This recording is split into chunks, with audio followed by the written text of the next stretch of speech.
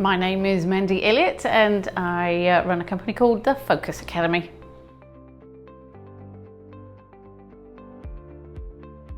To praise it, we teach people how to pay attention. I have a daughter that is diagnosed with ADHD, and I knew that from all the research that we'd done that she was actually really clever, but she just wasn't achieving. I always ask the teachers, why is the reason for the mismatch? Why is she not reaching her potential? Because I know she's really clever, but she's not getting those marks. So I went looking for a solution to try and help her out, and ended up with doing what we do.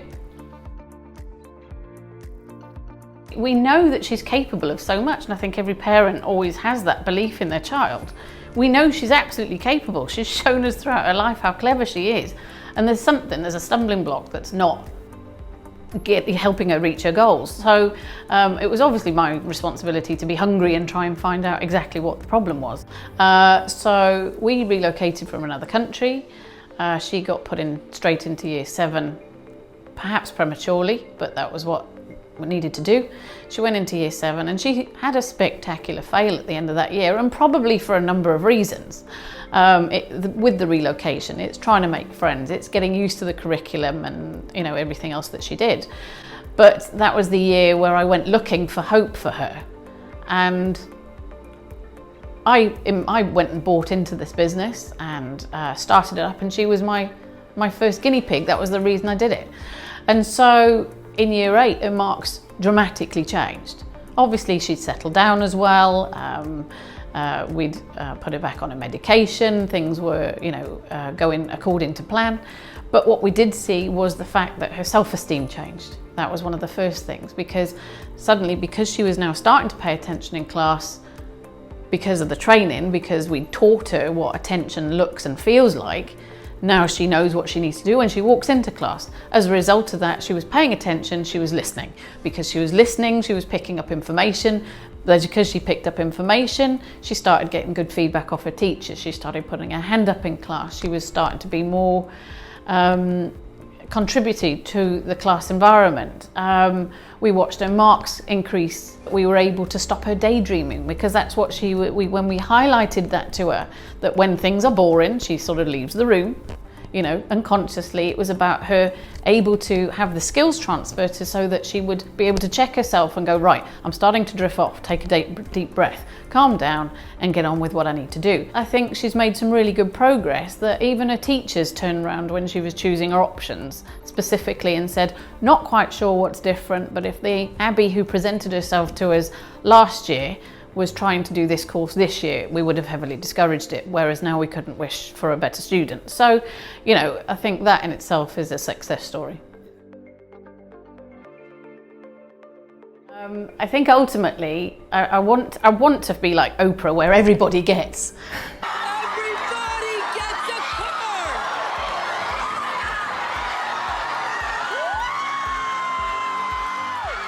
There's a cognitive skill challenge that's starting to come through, where people really can't pay attention, they can't sit still, they can't not fidget, they can't listen properly, they can't read properly even.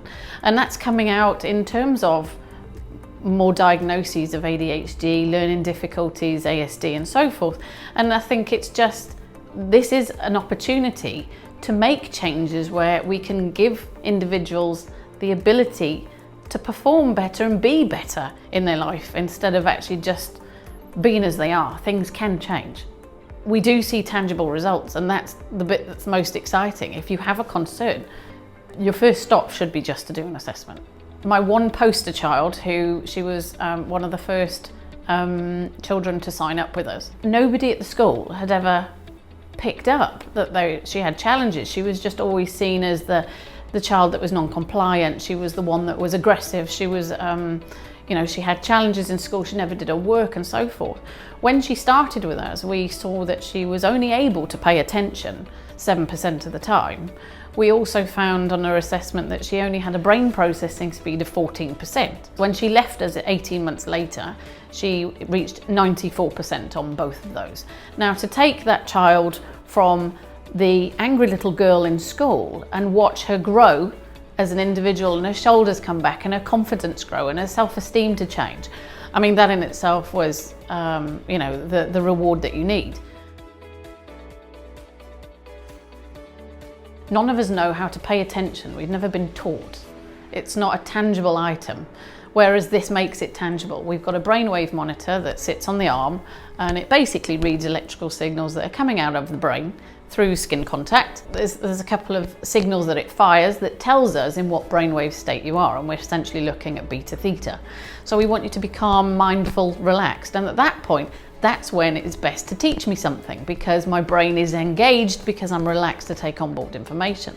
Individuals challenged with slow processing speed, ADHD, learning difficulties and so forth, they don't really know how to relax. COVID in 2020. Well, how to put business in the bin in one easy shot. The minute that COVID came into play, obviously parents pulled their children out, schools closed, and that was the end of that. However, I think about 6 weeks in, we started getting communications from the parents going, you know, my child is essentially a special needs, he's got a diagnosis, you know, he's not in school, we're expecting him to do schoolwork. What, is it not an option for you to open the school so you can start training again? So we put measures in place, and we came up with a process and policy, and we had a Zoom call with all the parents to discuss how we were going to, you know, be methodical about our approach going forward. And business has slowly reopened, and you know, we're gaining more traction, we're getting some more students back on board, because I think the realism is as well, a lot of parents saw the challenges in real time that their children were having, whereas before it was always the school's problem and it wasn't really that bad. And so in theory it's been a little bit of a benefit, because I think it's creating more awareness for the fact that my children might be having something underlying that I wasn't really paying attention to before. So we're growing slowly. It makes the heart happy. It sort of gives you purpose. It's what, you know, I never forget, I've run an events business for 10 plus years, and that was always, I loved what I did, and I got up and I did it with vigour and passion on a daily basis, and I enjoyed it immensely. But this has given me purpose. This is about changing lives, this is about changing people's future.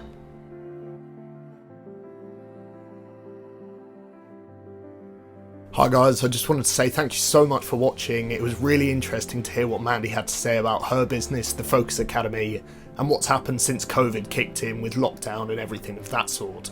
We're finally starting to work with more small businesses with interesting stories about everything to do with their brands. So if you like this sort of video, make sure to click that subscribe button, like the video, and hit the notification bell so you never miss one of our small business videos.